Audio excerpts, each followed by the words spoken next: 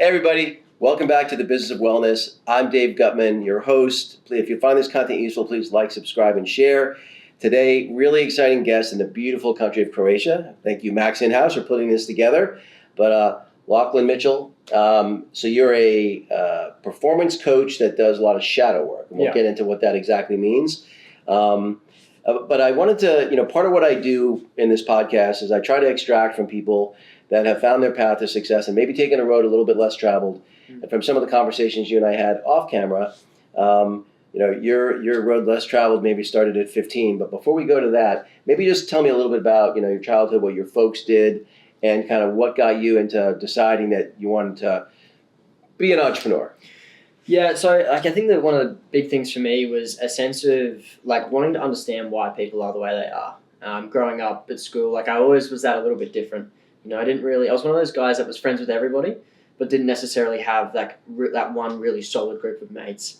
And you kind of couple that with, I was a performance gymnast growing up. So from the ages of 10 to 17, I was training 25 hours a week in the gym, after school, before school. So always kind of edging that point of burnout and overwhelm. So I fractured my back, L3, L5, growing up during that time. And at what age did you have that injury? 12 was the first fracture, then another fracture at 14. Wow. Yeah, so this constant just nervous system being pushed to the edge with I was at a fairly elite private school. Education and results was highly valued by the school. I was really lucky enough to have really supportive parents. So mum and dad, they were both entrepreneurs as well. So they run gymnastics clubs in Australia. And so I grew up seeing my mum and dad run businesses. Right. I grew up seeing them working 60, 70 hours a week. I get home, mum's on the laptop, dad's taking calls, which was a pretty wild experience. And that's definitely what opened up the door for me to go, cool, how do I not have to go to uni? Because I ended up doing a year of economics and kind of got to the end of it and was this what am I really going to do with this? And at that point I'd had an opportunity to go and work for a tech startup in sales, and that was another then gateway into the entrepreneurial world and business, and it just, that lit a big fire inside of me. Well, if I remember when you were telling me before that tech startup, you guys are doing something in the mental health space. Yeah. And maybe leadership could use a little mental health themselves. Yeah. We talked about the psychopathy in the C-suite and just what you do in your day-to-day living. You see a lot of people that, let's just say, are really struggling. Yeah. Yeah. So with performance coaching and working with highly successful individuals, you do see, when they come to me, they're looking at enhancing something, generally speaking, or to fix some of the core problems that they've got going on in their life. So that tech startup was definitely a key anchor point for me to go, okay, if this is how people operate, I'm seeing a lot of fucking problems. I'm seeing a lot of things that are not being addressed, not being spoken about clearly. And that was my first real example of what really bad communication looks like, especially in building team, building culture, and how much actually goes into that, which I imagine you've experienced a lot of as well with that team and culture building. Yeah, culture is really, really tough to get right. Yeah. I always tell people that, because look, I've been CEO a bunch of times, but I've also been the number 2. Yeah. I've been the number 3. I've been the number 4. And I always say the bigger the distance between your value system and the value system of the CEO is how miserable you're going to be. The bigger that gap, the more miserable. The shorter that gap, if they're really in parallel, they really could be a great home for you. But if there's a big gap there, you're not going to have any choice to some degree. You're going to have to bow to their value system sometimes if you want to remain employed. So going back to this stuff, so were both your parents? I'm guessing your dad probably in a minimum was probably an athlete himself. Is that fair? Somewhat.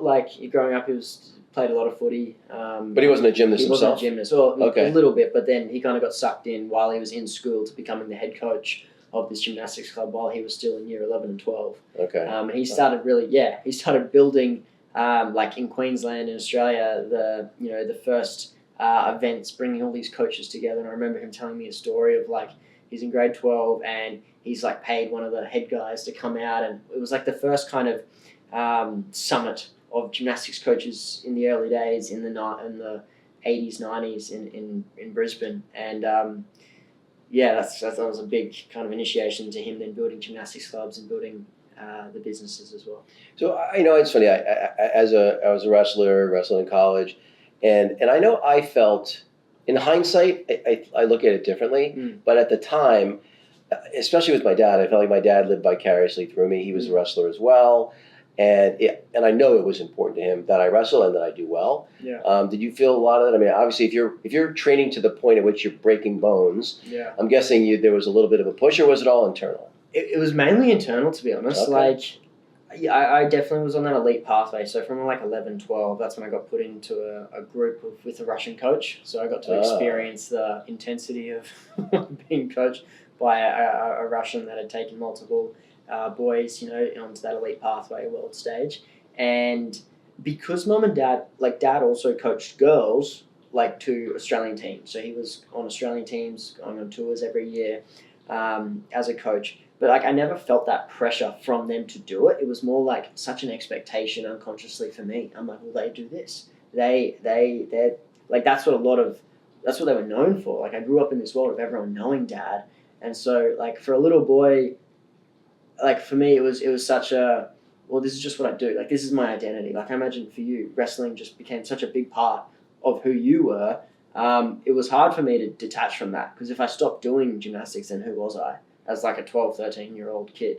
That's the biggest thing that was my life. Yeah, no, it was a big, it was actually a big developmental leap for me to make, where I made it a couple of times, but I remember when, because you're right, I mean, my identity first was more as an athlete, and then specifically as a wrestler. Yeah.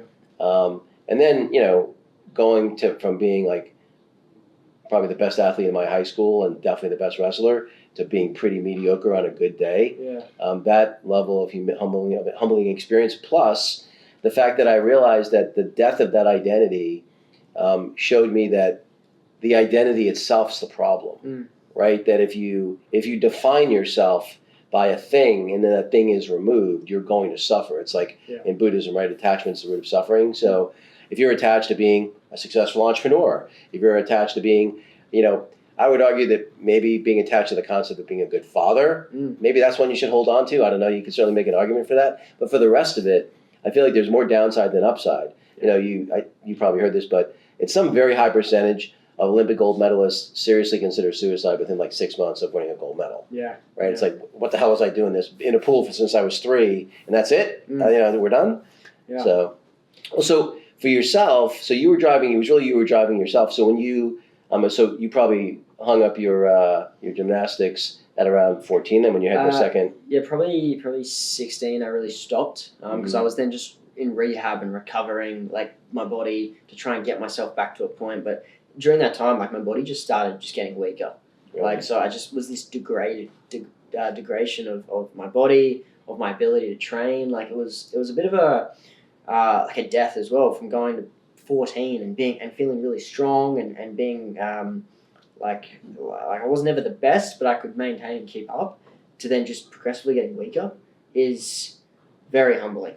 Yeah. Like, and I think that was a big part of the body just breaking down. It's like, hey, we don't have the resources to keep you staying strong and improving. So, so I got to believe that that's fed into your ability, like learning resilience in that way and learning how to redefine yourself and reinvent yourself. Yeah, it's probably got to be helpful in your coaching and mentorship. But before we go there, if I remember, you were telling me when you were 15, you sort of had that one sort of life event that kind of maybe changed the trajectory that you were on. Yeah, definitely, like a big rite of passage, like a big initiation. First time, like away from family, away from normality. And like in rites of passage, we talk about there's 3 parts of a rite of passage: the separation, the initiation, and the return. And so that was like definitely this separation, right? Because traditionally speaking, like in rites of passage, the men of the tribe take the boys away from the mother, right? And that's the last time the mother sees the boy. Right, and so that was the last time, really. Like for me, my mom. So you come back as a man. Come back as a man. That's the whole point. It's like you come back with the men. You've gone through this trial, this tribulation, and in different cultures, it's different things. Some days it might, in some cultures, it's climb a mountain, stay up there for 3 days and fast. In some, it's like they put on this glove full of bullet ants, and they have to get stung repeatedly over like a week, and they have to endure the pain. And it's and even in fairy tales and storytelling, there's the the suffering or the pain that the individual must go through that then creates the shift, right? It's the hurt we experience to learn from.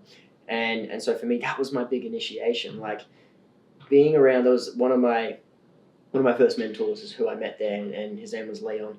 And I remember him just telling me these stories of his life. Like this guy had just done so many different things, from like cutting open whaling nets in the South Africa, and then being, him hopping off in Greece illegally and riding his bicycle around Europe, doing all these wild things that like opened my mind to like, oh my God, like this is possible.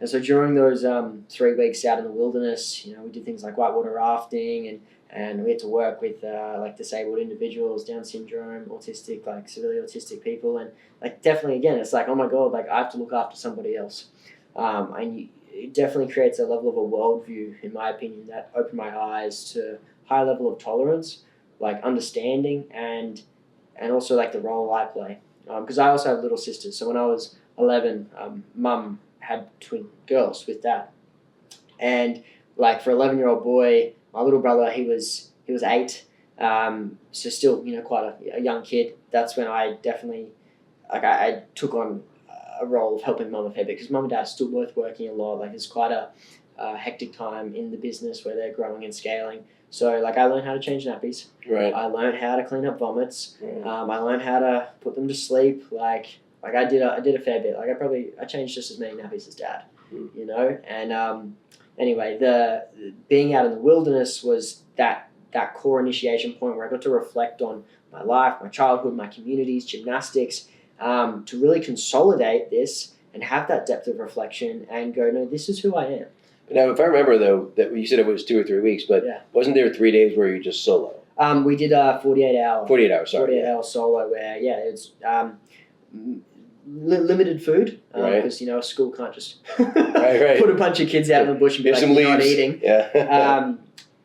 Point in time where the mythology behind a fast or a vision quest is, you're returning to your aboriginal state, who you are without food, who you are without limited water, who you are without technology, people, like books. It's like you sit there in that. You sit there in this space and you just get to reflect, and it's a dopamine detox. Right. But more importantly, it's like it can be a bit full on to sit in that space. So what are your clearest recollections from that experience? It's a great question. I've done a couple other vision quests over the last couple of years, which are more clear. From when I was 15, at that point in time, I think it was just recognizing the importance of what my family had given me and really acknowledging that and not acknowledging the gifts behind it all. Because during that solo was when I wrote this manifesto / philosophy. So after we did this solo, we all came back and then we all shared, all the 17 boys, we sat down on this property and we all shared and read out our philosophy out loud. And so for mine was about 15 minutes and some boys was like 40. Like really just pouring their hearts out. And I'm really lucky that I had a fairly loving, good childhood. And so like even just hearing some of the other boys who hadn't been so lucky, that had more anger and sadness built up over time, that was their first opportunity to be like, this is what I've been through. This is what I've experienced. And that again, I love this work, like taking everybody through the breathwork the other day. I'm going to come back to that. Yeah. So you wrote your own philosophy at 15. At 15, after your 2-day vision quest. Yeah. Just give me like 2 or 3 bullet points from I'm curious, the 15-year-old version of your philosophy. I think that one of the biggest pieces was the impact of my little sisters on me and my identity and as a provider and a carer. Because like a 15-year-old kid, generally speaking, right, don't have. So you felt very protective. Yeah. It was. I have to think about someone else other than me. Yeah. That was a big piece. Gymnastics was a really big one, like shaping me and my identity. The discipline, the consistency. They're the 2 main. What would be one more piece from that experience? Just honestly, the love and desire to be in nature. Like that was a big catalyst for me because I love being out in the bush. Right. I love going out camping, hiking, full driving, and just getting out.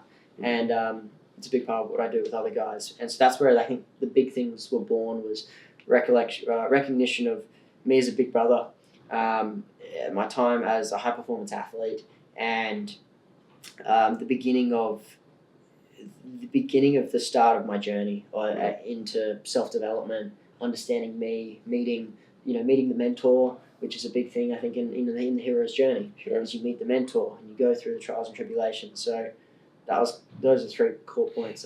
Was there an ego death for you leaving competitive gymnastics? And was that helpful on your path to being able to help coach others? Definitely.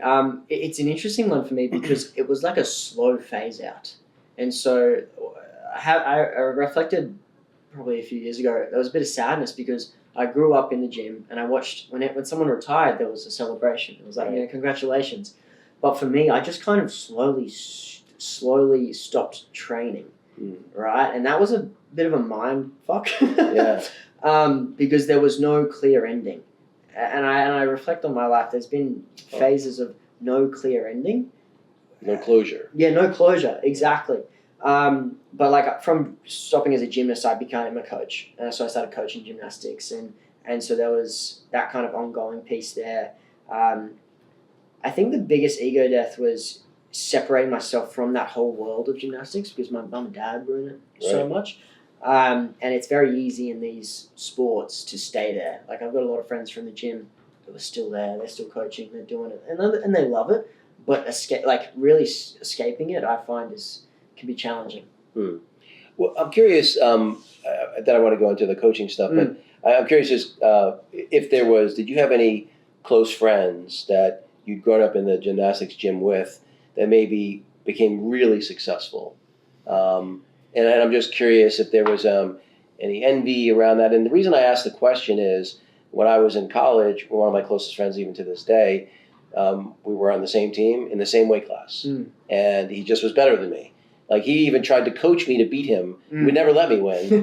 But he was just better than me. And it was interesting that I actually feel good about the fact that it never affected our friendship. It just, we would go as hard as we possibly could. He happened to come out on top and, didn't affect our friendship. I'm just curious and again, it wasn't that I wanted to be as good as he was. I just wasn't naturally as talented as him. Not really, because I think my body breaking down at like 14 was such a I know I'm not as strong as everyone. Sure. I know I'm not as fast. Like, I felt like, in Captain America, have you seen Captain America? Yeah.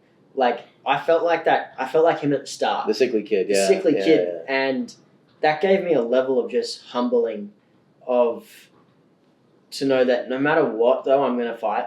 No matter what happens, like, even if I'm the weakest, I'm going to stand the fuck up. And that taught me a lot. Like, the amount of confidence it gave me to not be the biggest and not be the strongest and still have to develop that muscle to, face confrontation. I'm really grateful for that. In terms of, envy, not really. Just only gratitude for a lot of those guys. Because they work their asses off, and I can see that, and I just honor that as well. Yeah, makes sense. So, so now you leave the tech startup with a little psychopathy in the C-suite, and then you decide, I know what I'm going to do. I'm going to become a coach. Now you're 20, right? You don't have any experience really doing it. Not really a small undertaking. No. What was it that put you on that path and that gave you the confidence that you had any shot at making that work? Delusion. The delusion of youth. They say youth is wasted on the young, but I'm not so sure. Yeah. I think so. When I did my first, I got a coach just while I was in this tech startup, and he started helping me process, some of the fears, the resistance, helping me become. Well, that's unusual though. So that you did that. What caused you to do that?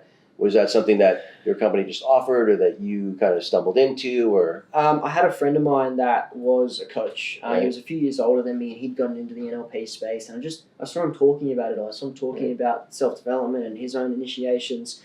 And that was a big permission piece for me to go, oh my God, I see another young guy that's talking about this stuff. I really like what he's talking about. Like, someone's put to words all the things I've been thinking. And I was like, I need to work with you. So I paid him. He was the first guy I paid, and started, uncovering all the bits and pieces and understanding who Lachlan really is and why I am that way.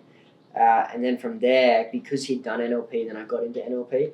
I remember I literally turned 20 the week before, and I'm in a room of 90 people, and I'm the youngest person there, Right. and like I'm sitting there in this event, and everyone's talking about this wild lives that they've had, you know, all the shit that they've been through, and then the Liz who's the head, it's her business, she runs it, she's the NLP trainer, and just watching her be able to pick people apart just like that, and like with a level of intuition and precision was just phenomenal. And it was like, holy shit, like people can do this, like people can have that level of skill in understanding people and helping people overcome their stories, overcome their fears, their insecurities. And I was like, wow.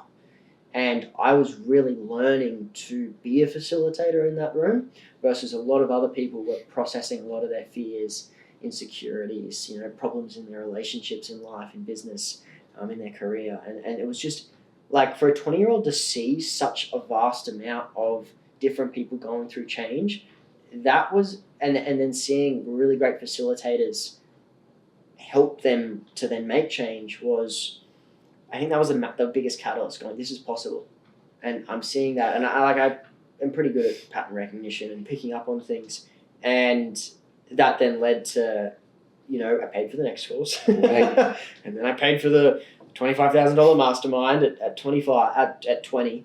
And so it was like pushing my threshold, pushing my capacity, being surrounded by people that were further along than I was, older than I was, doing more than I was. And that kind of started becoming the identity of like, I get to be the youngest guy in the room. I get to know my shit. And, you know, ego is like, I need to know my shit because if I don't, then I'm going to be called out about it. No, that was kind of the core element coming into this whole world of self-development, coaching. You know, I've done a lot of Tony Robbins stuff as well, and Joe Dispenza, and had seen what was possible. And so it was just that ongoing pursuit of knowledge and skill and understanding. So at what point do you get your first client? That's a great question. My first client was... And how much were they paying you? It was $50 a session. Okay. And we did 8 weeks. So Okay. It was like $400. I'm like, oh my God, someone's just paid me $400 for coaching, and it was wild. It's funny, I can remember some of the sessions we did and how vivid, and just seeing her, it was a woman, seeing her crack open and have these aha moments and let go of a lot of anger towards her dad and recognize a lot of her how toxic her mum was, and implementing boundaries and giving herself a voice. Yeah, it's funny you even say that. I haven't thought about that in a while. So, you know, it was quite magic. So I got to believe, because, I mean, now you're all 24. Yeah. But I got to believe that, you know, again, I'm 59. I still feel imposter syndrome. I can only imagine what am I, you know, it doesn't matter how mentally healthy you are. I actually feel like it's actually mentally healthy to feel imposter syndrome. Definitely. But you maybe tell me how you traversed through that, how you managed that, maybe in the beginning and even now. Yeah. So at the beginning, you know, anyone that's calling themselves a 20-year-old life coach is going to get shit, right? Of course. It was that was the diamond building piece of it, though, and that's where I just had to compensate with knowing the skill, knowing the trade, knowing the analysis, knowing the questions, because a lot of people rely on wisdom and advice. And one of the kind of core principles I took on earlier was like, I'm not giving advice. I'm asking you the questions for you to figure it out. Because for me, it's such a different frame from like you being a mentor with people and offering advice, for me being a coach / facilitator in coaching them through it for themselves. And like it's interesting because like I've had people online talk shit and a lot. Sure. It's funny, like I've coached 4 people now that have dual degrees in psych and counselling. Okay. And so that was very validating for me to be like, hey, no, I'm coaching someone that's spent 4 years in a university learning this stuff, and then they're coming to me and they're paying me and they've experienced the Western psychology systems and frameworks, and it hasn't gotten them what they needed. So that was quite a powerful experience for me to be able to do that, which definitely broke more beliefs and developed a deeper sense of certainty. Like I remember when I started transitioning to more like the young entrepreneurs, the first guy I started coaching that was doing quite well, he was doing a couple $100K a month. And for me, that was like, oh my God, this is so much. I'm coaching a guy that's doing that. He was the same age as me. Right. But even as soon as that happened, I was like, oh, that's actually not that much. Like, and so I definitely pedestaled a lot of people. and that's why I had this like not fantasy, but not fantasy, but like seeing everyone above me. And as soon as I started working with these guys, I got to recognize they're actually just human. Yeah. Like they're all just humans. They're just like even the guys. There's just a little boy inside of him that's playing out, and he just happens to make more money. So every time I work with someone, it's I'm seeing more and more of their human, and it's my skill and as a coach to separate, my own beliefs and perceptions to be a very neutral party in helping them move through their stuff without projecting my stuff onto them. Does that make sense? It does. So, how old is the oldest person you've coached? 60. 60. Yeah. Okay. It probably like one-offs. Yeah, Probably yeah, older than 60, but Okay. yeah. One of the oldest guys, he'd done 15 years in the military, Wow. 15 years fire service, big bodybuilder. Like that was, and he had kids, and he'd done all these things, and he'd listened to a couple of my podcasts, and lovely guy, and he just came to me, he's like, you're the one for me right now. Nice. And I was like, wow. And that's just from me doing a couple of podcasts and speaking, and that was enough for him. Did he say what it was about those podcasts that spoke to him? I think just how I was holding myself and just the knowledge I was bringing to the table and talking about inner child work and how, what happened here creates the beliefs and the patterns and the behaviours that then manifest as the problems and fears later on. And that was just enough of a confirmation bias for him to go, okay, cool, I want to work with you. So in working with young entrepreneurs, what would you say, especially the ones that have been reasonably successful at very young ages, what would you say is the common, the maybe 2, 3, 4 most common hurdles that they wrestle with that you're able to help them work through? One of the biggest pieces is their nervous system. So like their level of dysregulation in life. So like things like anxiety, overwhelm, decision making, how they're managing their money, like everything for them comes back to their ability to regulate. And so I've worked with guys that have chronic health issues, sickness, that stems from the fact that they've been dysregulated so much of their entire life. And what's causing that? Is that a virtue of the fact that they're still so young? Yes, it's just that's their coping mechanism. They never learned any other healthy coping mechanisms to deal with stress. And so they'll compensate with things like drinking, partying, they might be hyper-controlling, other coping mechanisms like spending too much money. And so they spend all the money and they go back low. You might have seen that as well with people. And so when you start, and because they're just trying to meet their needs, they're trying to create a perceived sense of control in their life. And often what happens is they're just finding negative coping mechanisms. So when they're coming into me and they're like, I'm stressed, I'm overwhelmed, this is happening in my relationship, I'm being triggered, feeling overwhelmed, we're scaling the business. One of the first things is teaching them how to regulate, teaching them how to like sit in the uncomfortable without avoiding, right? Without running away, without trying to fill the hole, fill the gap there. And that's often the biggest thing. Everything comes back to our body, how our body reacts to situation and increasing that window of tolerance. In terms of other key pieces is like their unrelenting standards often is their greatest strength. And then they hit a point where it becomes their biggest weakness because then they can't let go of control. They're not willing to trust other people to come into their business. They're micromanaging everybody else. And again, these are great traits to have. But in order to go to that next level, in my opinion, is they're learning how to trust people more. And that's something that we've talked about on this trip as well, is that aspect of trust is give trust easily, but take it away fast, which I really like. But a lot of these guys, they don't have the life experience. And so they're purely reacting from all their childhood bullshit, from all the patterns, all the fears, all the insecurities that they developed in order to stay safe.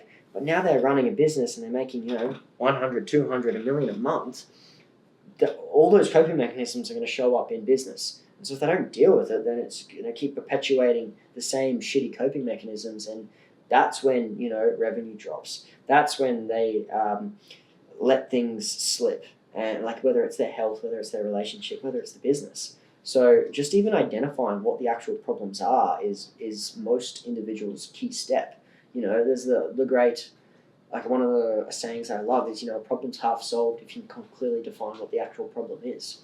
So when guys come and work with me, we're actually just defining what are those core things that are holding them back. And even on this trip, that's been what I've talked to a lot of the guys about, is like, everyone's so intellectual, everyone's so smart, but we're so smart to the point that, a saying that I love, again, is smart people can convince themselves of anything, and it's that bullshit story, the cognitive dissonance we get tied up in, where you just don't realize what's even playing out anymore without someone checking you. That conversation from today, it's like, if that person had been checked more consistently by multiple people in his life, that likely wouldn't have happened. Yeah. But then the ego comes in. It's like, no, I'm doing the right thing. I'm doing the right stuff. Let's talk a little bit about ego, because it's one of the things that I've seen most consistently in entrepreneurs that have really harmed themselves in their businesses. Yeah. Is it's almost always comes from the ego. Yeah. And again, the reality is, I have an ego, but the difference is my ego does not control me. My ego is a tool. Yeah. It drives me, but it doesn't control me. And I like being right just as much as the next person, maybe even more than the next person.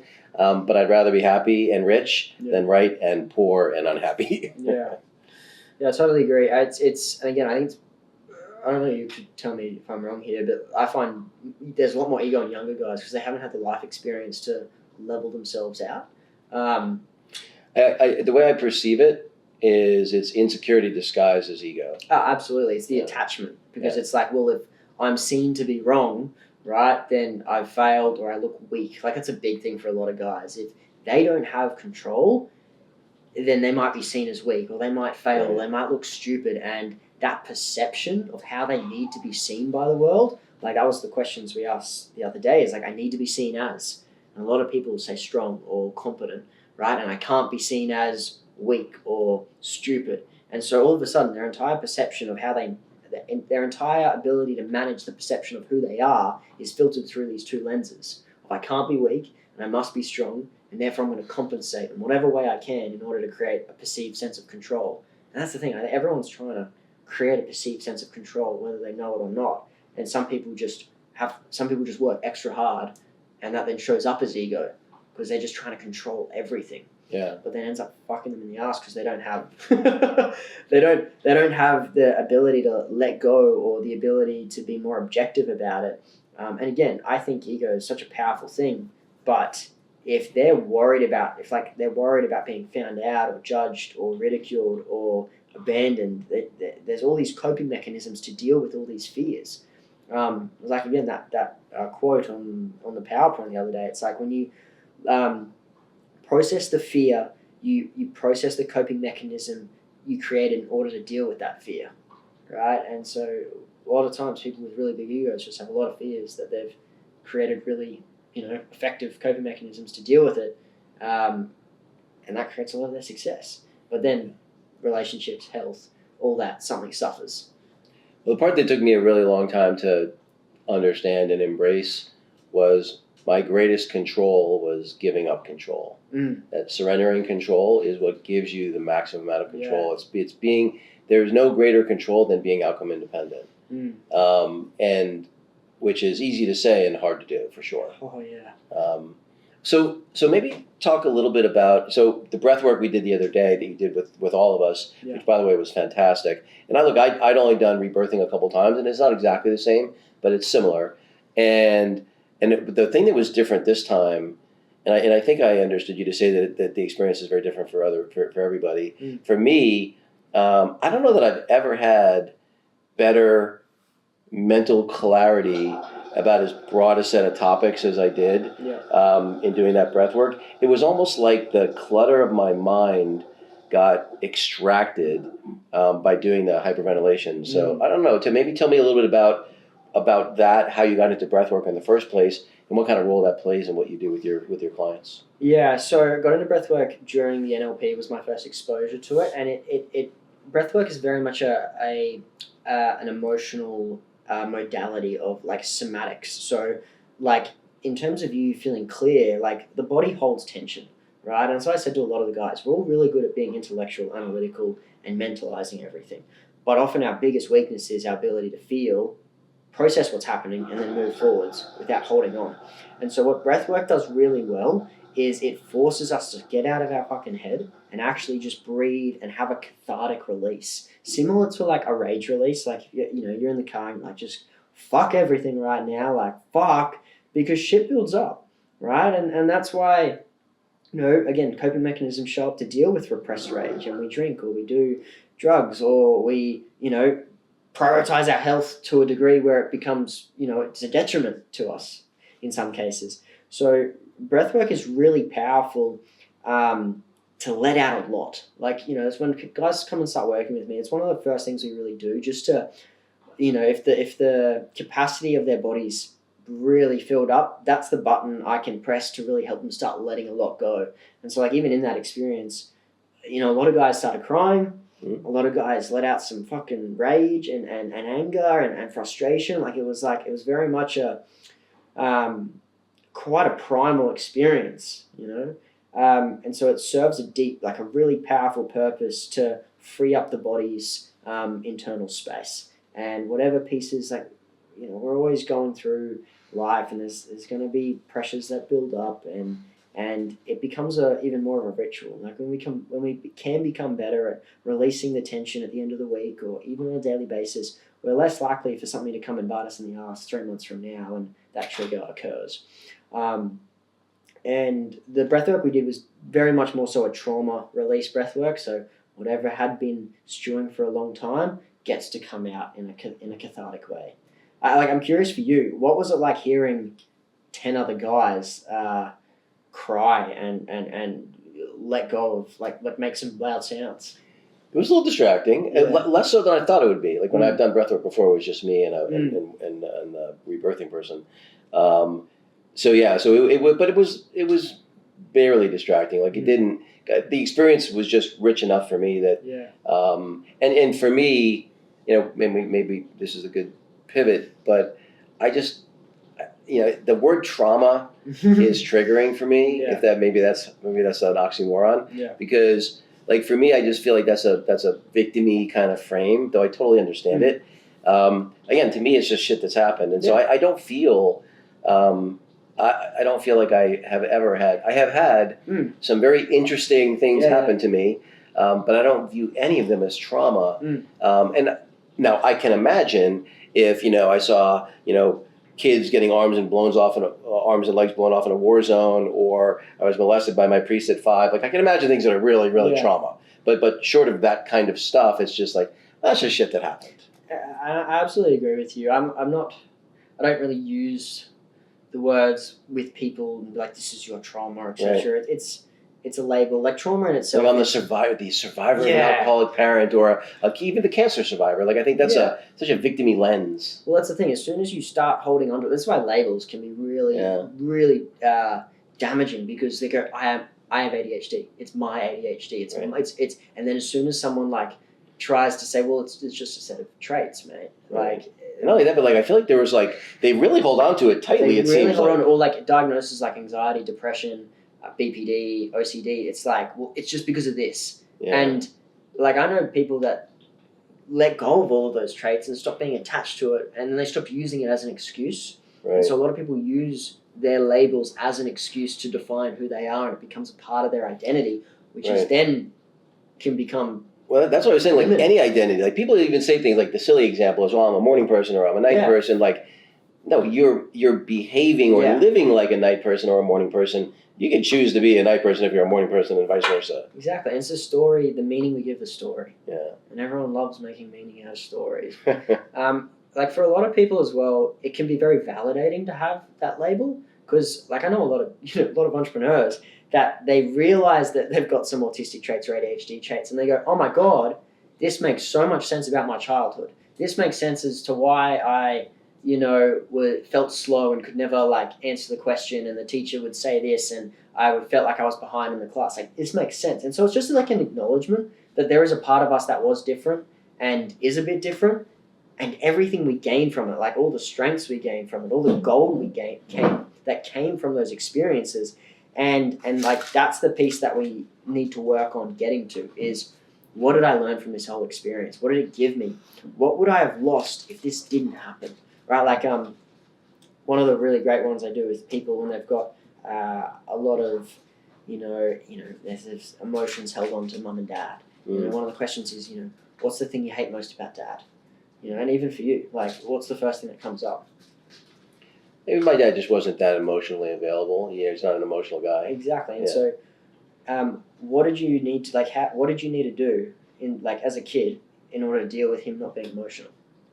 Well, as a kid, I don't know that I did. I mean, I got the way I looked at it was my mom is where I got my emotional intelligence from, and my dad was where I got my business acumen from, and I thought that was fine. Like in fact, my mom would always jokingly say, I think she's completely wrong about this, that if I grew up in a crack house in Harlem, I'd turn out exactly the same, that she thinks I raised myself, which is ridiculous. But the reality was I did have the thought process of, what are the things about my mom that I like? I'm going to copy those. What are the things I like about my mom? I'm definitely not doing those. Yeah. And I did the same process with my dad. And so that's how I created who I wanted to be, was I took the best of both of them. Yeah. And and I had good parents like I think you did. And I think by most people's standards, I had a pretty decent childhood. Yeah. Could have been better, but could have been a hell of a lot worse. Yeah. And I think I said this the other day, one of my favorite quotes is, one of the saddest things about human existence is we make people wrong for what they don't give us instead of accepting them for what they do give us.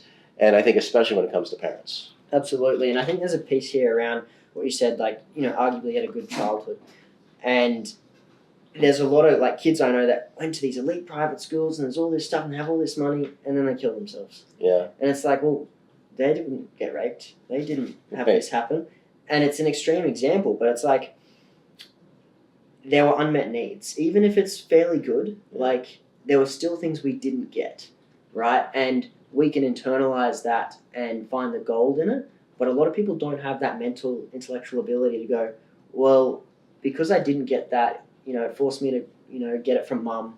And then it forced me to become more independent. Like for you, you became more independent. You developed resilience, developed strength, developed a sense of courage because you had to do it by yourself. So you had to summon those things internally. Because imagine if your dad did give you all that love, right? Would you have developed all of that resilience, all of that pieces that make you as you are today? I even say that I can trace every single one of my best traits back to bad shit that happened to me. I can trace zero good traits back to something wonderful that happened to me. Not a one. 100%. And this is where the magic happens. And it's like I help people fast track all of the things you've learned over your last 40 years to recognize, number one, people can get really stuck in the intellectualization. They can mentally understand it, but the body's still holding the tension. The body's still watching as to whether they're about to be fucked over. The body's still going, oh my God, is my wife, is my girlfriend talking to other guys? And so there's all these built-in filters and insecurities they've got, which generally stem from childhood because that's when their body first started learning how to be hypervigilant. They first were going, what's happening? What's going on around me? I need to start being more aware of what's of these pieces. And then they grow up and they're 20, 30, 40, they're still looking and they're still being hypervigilant.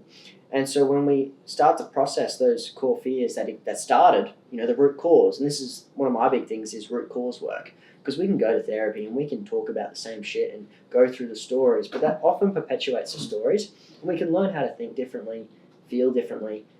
But often there's still an anchor point of okay, well, this one thing that happened with mum when she yelled at me and she locked me in a cupboard, right? Which is, I've heard that multiple times. Right. Yeah. And in that moment, there's a little boy that has perceived that he's lost love. Mum's angry, and he creates a sense of fear moving forward because he has to watch out for mum's body language. He's starting to be hypervigilant about, how loud she is, what she's saying. And so he's going to start to be more cautious. He's going to avoid speaking up. He's going to, generally speaking, not make a big ruckus. And so, what does that little boy then do growing up? How does he think about himself? He thinks that he needs to be more quiet. He thinks that he'll avoid confrontation so that he doesn't get put back in that cupboard, right? And so there's always unmet needs. And when we can learn how to start meeting those needs ourselves, we stop looking for them externally. And so that's why a lot of successful guys make all this money and they're like, cool, I feel more status, I feel more significance. But then they get into relationships and they're still looking for the love they didn't get. And they're still trying to control this environment to the nth degree. And that's why there's a lot of guys that can be very controlling, right? They're trying to make sure they don't lose love, they don't get fucked over, they don't get taken advantage of, which, again, this is prime in the world of successful men because they are very valuable and they do want to avoid being fucked over and their wife cheating on them. But in my opinion, the very reason that happens is because they've got those fears and insecurities that are then being perpetuated into their existence. And so that's why I really like you as a really prime example. You don't really have those fears based on our conversations in your relationship. You're not looking for that. And so there are heaps of men that have been fucked over and they've lost all their shit in court and whatnot. But it's their very fears that create their reality that leads to. It's, they're unconsciously attracted to the women that have these traits that are likely going to lead to these situations. And so it's very much for me, everything comes back to identity, everything comes back to personality, everything comes back to the filter we see the world through. And so if, someone wants to find a woman in their life, there's all the, technical shit that they need to go and do. And you look in the right circles and create the Tinder profile or find the right groups of people. But then they need to bring it back to themselves and look at, cool, what am I afraid of? What am I afraid of happening if I find a woman? I'm afraid of her leaving me. I'm afraid of the judgment that I might receive from the people around me in my life. I'm afraid of losing trust or being betrayed. And so this is all the shit that they're unconsciously trying to mitigate, right? Because when we have the fear, we create the coping mechanism in order to deal with the fear.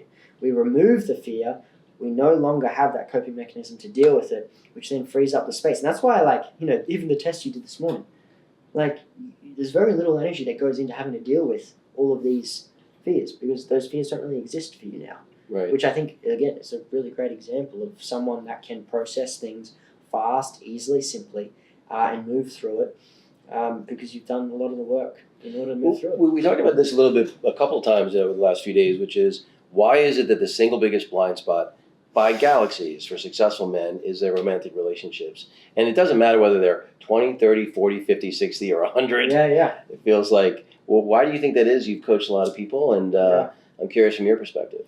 Attachment being the biggest thing. It's they're so attached to this love because love is formed from the love that we did and we didn't receive from the people we most wanted it from, right? And so they get to this point in their life and the level of, and there's a very much a primal piece and biological piece of attachment, right? For women, it starts off with more serotonin starts building attachment, but for men, I'm pretty sure it's to do with I could be wrong here, but vasopressin rises that then starts to form bonds with people. So there is definitely a biological element because we go back, a couple of thousand years ago. We're trying to reproduce. We're trying to start a family, trying to protect what's ours. There's the leader of the tribe that's looking after it, and so there's very much a territorial piece, an innate biological element. But then a lot of that stems from the fears and insecurities from growing up, and now it's the threat of losing what we think is ours. We're going to try and protect what's ours. There's an element around values hierarchy, right? And so even an example from today, right? A guy that all of a sudden there's a woman here and it's everything he's ever really wanted. And so he'll sacrifice all the shit he's been working on to get this. Right. And when someone, this is why we talk about men's number one priority needs to be themselves and the work they do, their mission, right? Because if they all of a sudden they put their woman first, there's again, this is my belief, a woman needs to see her man, prioritizing himself and the mission because that's what's then going to create the life and the environment and everything that is being worked on. I know for a fact if my wife, if she was my number one priority, I don't think she'd want to be with me. Exactly, Yeah. Right? Because, they say they want to be chosen. And I would be bored to death. Yeah, and they say they want to be chosen first. Right. They don't. Yeah. They're not really. They want to... Which doesn't mean, I treat my wife fantastic. Absolutely. So it's not about that. It's I think that it's counterintuitive because I think, you're the queen, you want to put her on a pedestal. Yeah. No, you don't. No, you don't. No. And I think we stem into status and hierarchy here, very, very much from a evolutionary perspective of the man that has the most status and the most high value right? He's doing the things, whether it's the health, the fitness, the money, like he's constantly out there pursuing, and there's an appreciation from that from the female's point of view. And like even when we go into polarity work and masculine and feminine dynamics, there's always shit tests. Right. And even if there's a very integrated woman, she's still watching that man's integrity, right? And watching how that man holds himself and the accountability he holds up and the values he portrays to the world. And I think that a lot of men never really learn what that means to uphold consistently, right? Anyone can do it for a few weeks or a month, but to maintain that, like I think that's... Well, to maintain it when shit hits the fan. Yeah. When bad stuff happens, or good stuff. Yeah. Like when good stuff happens too, it's like you become an arrogant prick. That's not a good look either. And when we're tempted, and lust is a big fucking thing. Well, my experience with very successful men is lust tends to be the bigger issue. It's not that they fell in love with the wrong person. They're not in love. I think that love takes time. Like you're not in love with someone you met 2 weeks ago or 2 months ago. You might really like that person. You might have a lot in common with that person. You might eventually find love with that person. Yeah. I mean, with my wife, I really liked her from the jump, and I think the same was true for her. But it took me 2.5 years. Yeah. I might have said the word, if I'm being honest, I might have said the words "I love you" well before that. Yeah. But I don't think I was genuinely in love with her till about 2.5 years into the relationship. And I would argue for her it took more like 3 or 4. Interesting. Yeah. It's interesting. It took longer for her. Well, she had no relationship experience. I was her first boyfriend. Wow. Yeah. She'd had hookups before, but she never had a boyfriend before. I was the first person to meet her family. Yeah. And so I think that that for her, she had to learn what love even looked like. Yeah. So to even be able to embrace it. Yeah, I absolutely agree with that. It's a big thing is people aren't in love. Generally speaking, they're not in love. They just love the idea of love and what love gives them, because all of a sudden a woman comes into their life and starts meeting their needs that they never had. Oh my God, I feel special. Oh my God, I feel seen. Oh my God, I feel supported. Oh my God, like she is giving me some things. Even if she's causing problems, I'm still getting it. And this is why I think people stay in relationships for too long, because they're getting all these needs met. They're feeling significant. They're getting love and connection. They're getting certainty that they're going to get, have that person there. But they're also getting uncertainty. So these are Tony Robbins' human needs. They're getting that variety. And so all of a sudden, the prospect of losing all of this freaks the fuck out of people, right? It really scares people. And that's why they stay in those relationships for too long, because they don't want to lose that. But they also stopped getting their needs met in other ways in their life, which is why a lot of guys that I've seen, and women, when they break up with their partner, their whole life goes to shit, because that person was one of the one things that was meeting all their needs. I do a process with people, and we look at how they meet their needs in all the areas of their life, kind of like a wheel of life, but we go deeper into specifics. And it's funny, they go, holy shit, I'm not meeting my needs myself. How do I expect to call in a woman when I'm not even meeting my own needs? Right? And I need this person in order to help me feel full. And I'm like, man, you don't fucking go into a relationship needing that person at 50%. You go into a relationship being 100%, and they add to your life. Right. Right? But again, people need to start learning how to meet their own needs, because in my mind, all our problems come from a lack of needs being met. And the more we can internally meet those needs, the more we externally, those things will just show up for us. I frequently feel alone. I never feel lonely. And I think people need to understand the difference between those two. I think in fact, one of the things I love about my wife the most is we're actually able to be alone together. So we'll be she'll be working on something, I'll be working on something. We might not, maybe my foot's laying over her leg or something like that, or her hand, but we're alone together, and sometimes we're just in different parts of the house, different parts of the room, whatever it might be. And being able to be that way, I think is generally a good sign of things. But the other thing I think is the issue is that if people are honest, and unfortunately they're not, especially when it comes to relationships, because they're not honest with themselves. It's not even that. In some cases they're being dishonest with the other person. Yeah. But I think the bigger problem is they're almost never honest with themselves, and so you just cannot build on that. Yeah. It's impossible. And most relationships start with lust and they start with being infatuated. And infatuation, by definition, if you're infatuated with someone, no one who's ever been infatuated with anyone would say that allows you to see them more clearly than who they really are. Yeah. 0 people have ever said that. Yeah. So you're like, okay, I know that in this state of mind, for a fact, I'm seeing this person less clear than they are.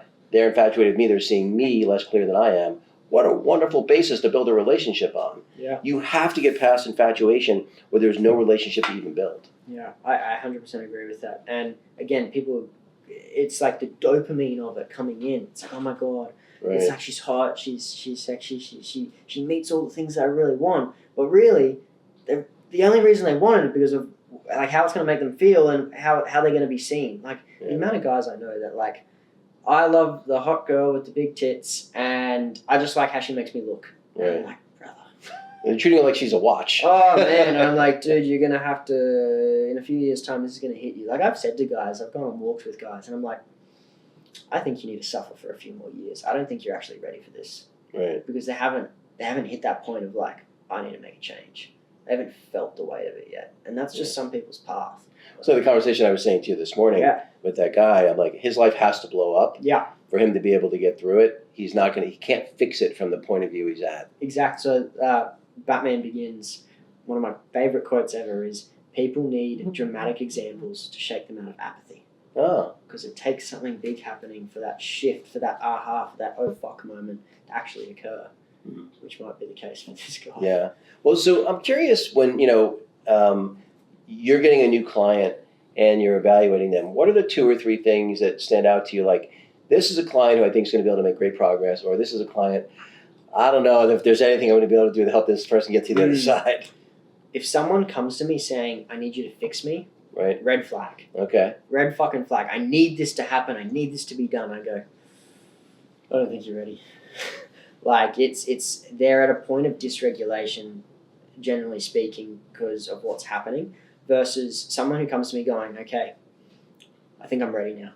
I'm ready for the work. Like, I've seen the pain and they're coming in from a bit more of a neutral place versus, oh, I need this to happen. I need you to fix me. And I'm like, oh God, that's just generally one of the biggest red flags I see, because they haven't sat with it long enough to acknowledge what's really happening in their life. What was the question again? Well, the other one was maybe what's a green flag? What's something that, hey, they've got these couple, is it the fact that they're reasonably introspective and self-aware? Like, what are the things that maybe are like, you know what, I'm going to be able to make great progress with this person. They're in not a great place, but because they have these attributes, I think I'm going to be able to be really helpful. High in openness. They take in what I say and they go and execute. So they're really good at executing, like post sessions, or even coming in. Like I'm just observing, like, what are their patterns that they've gone through? How do they show up? How well do they sit with themselves? A lot of, like, that's part of the dysregulation is if guys can't really just sit and like, even for 20, 30 minutes, I'm like, oh God, we really have to build their foundations of like their window of tolerance. And that's why for some guys who come and work with me, the first, couple months is you're learning how to regulate. You're learning how to just deal with some of the shit. Like a couple of guys I've recently coached, is a big part of this. You're learning how to meditate. You're learning how to go to yoga. You're learning how to actually just do normal shit and be okay when the triggers come up. I look at a model of people that are bleeding, slipping, stable, winning, and then like visionaries at the top.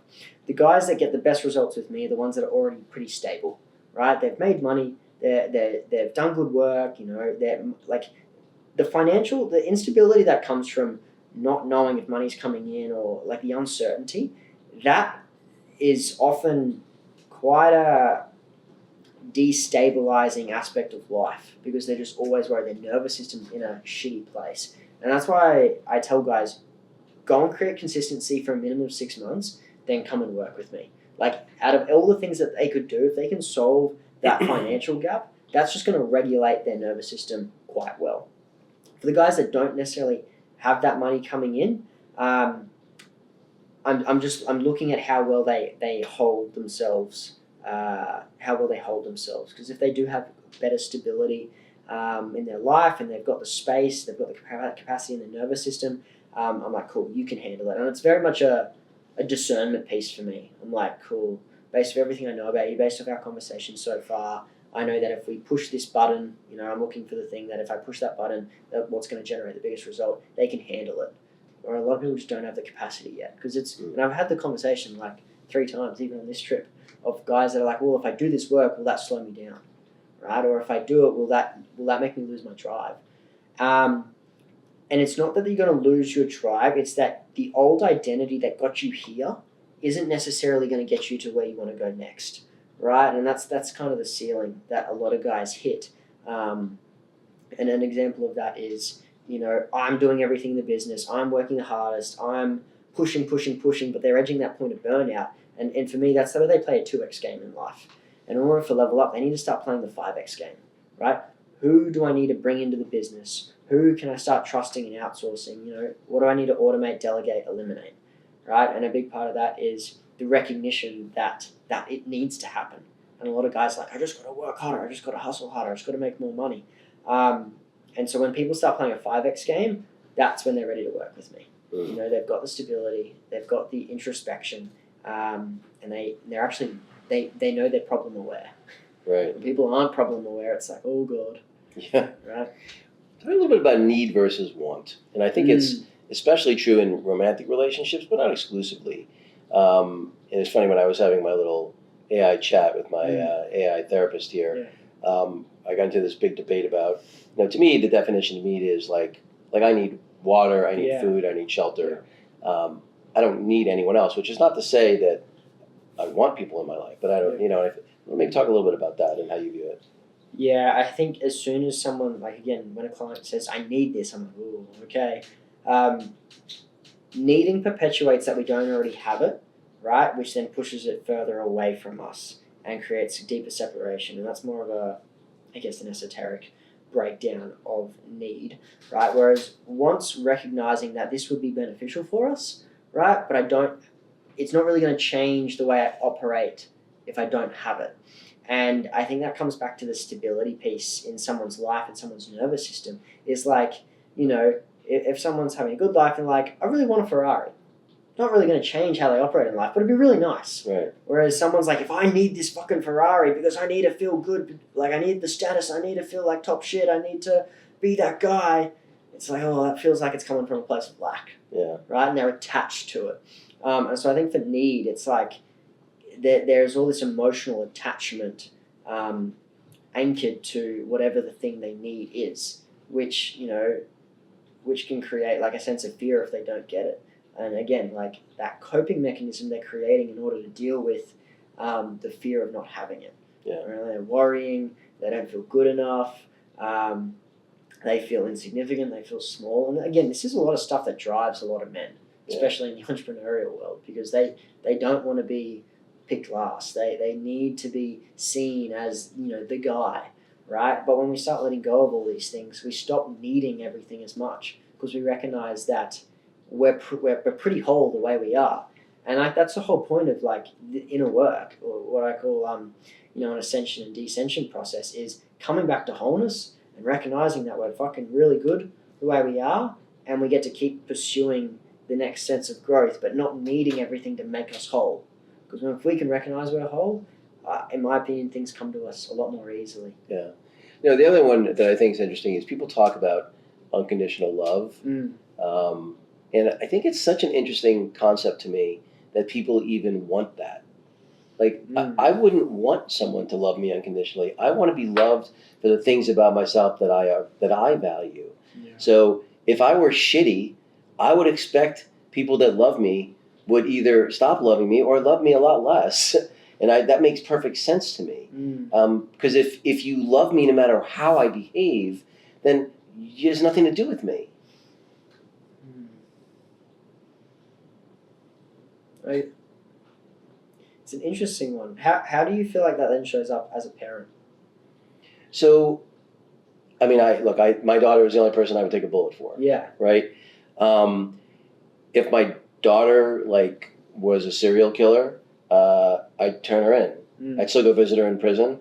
Because what I would say is, I feel like my daughter, it is my obligation to provide and protect for my daughter. Yeah. Because I chose to bring her into the world. Yeah. Right. So I feel a sense of responsibility. Yeah.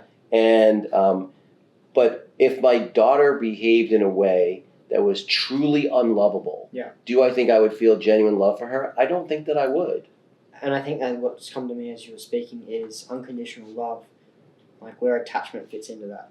Because I think like what you've spoken about in your relationship is if you can be okay that, say, your partner leaves and that's genuinely the best thing for her, right? Like you're unattached, but you're actually still operating from love because you no longer need her, right? You're outcome independent, but you love her and you're operating from a place of love that allows whatever needs to happen, and therefore you're not afraid of losing it. Well, so in a romantic relationship, what I would say, to me, unconditional love in a romantic relationship makes even less sense because you're choosing that person. In the case where I chose to have a daughter, I didn't choose the daughter I got. Right? Now, I would argue that I had something to do with who she became because I was her dad and I was around and I tried to make as positive impact as I could. And that's the other thing. So what I feel is responsibility. Do I love my daughter? I absolutely do. But she's also very lovable. If she were mean-spirited and unkind and dishonest, do I think I would feel genuine love towards her? I don't think I would. That'd be difficult. I'd still feel responsible though. In fact, I'd probably feel guilty that what did I fuck up that she became this way? But I don't think I would love her. Yeah, that's what was dropping in for me then. Like even as a parent, there are those the own internal expectations about the job that we've done as a parent. Because if they're not, turned out in some way, and that if they happen to turn out shitty, there would be all these attachments like, fuck, I fucked up, I haven't done a good enough job, they're this way because of me, and then we internalize it all. So, yeah, it's a fascinating concept around unconditional love.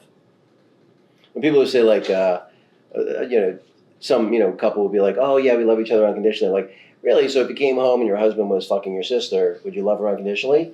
Well, of course not. I'm like, well, unconditionally means no conditions. Well, this has been a really wonderful conversation. I really appreciate you making the time to do it. And thank you again for the breathwork. It was really a wonderful experience. Where can people find you? This is the time, shameless plug, because people need to find you and what you're doing. Yeah, you can find me at Lachlan.Mitchell _ on Instagram and send me a message and whatever's going on in your life right now, whether or not you're wanting to take a big step forward and level up in life and business and expand your clarity in your next step, your capacity and what you can do, or the certainty and even how you operate, understanding what those key pieces are for you to integrate, to move forwards, to overcome, that's the first step. And if you want help in even figuring all that out, that's where you can send me a message and understand if I'm the right person for you. Thanks again, man. Really appreciate it. Thank you. That was great. I really enjoyed that.